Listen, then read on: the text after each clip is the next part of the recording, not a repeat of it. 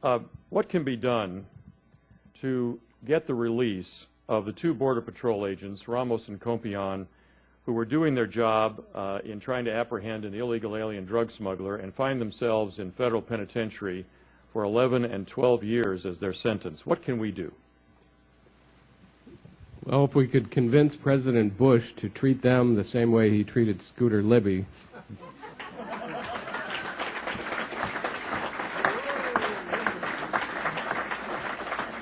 They never would have went to prison in the first place. Right now, oral argument in their case is scheduled down in New Orleans in the Fifth Circuit for early December, which means that we probably won't have a decision before Christmas.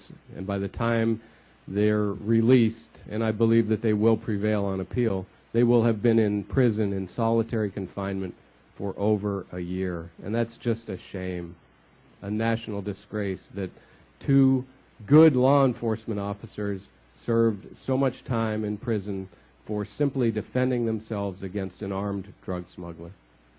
The families are also hurting, and many of us have been working to help those families to weather the fact that they lost the paycheck and they lost their loved one to this situation. And you can Google those names, Ramos and Compean, and find those sites where you can help.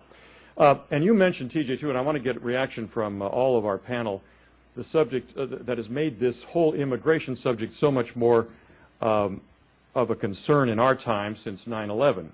And that is the fact that we don't know who's coming across the border, and especially now, we don't know that terrorists are not just infiltrating our entire society. Haven't people pretty far up the food chain in our intelligence agencies been warning us about this?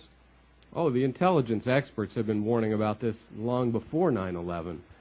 The problem is the politicians, and present company excluded, of course, haven't been paying attention.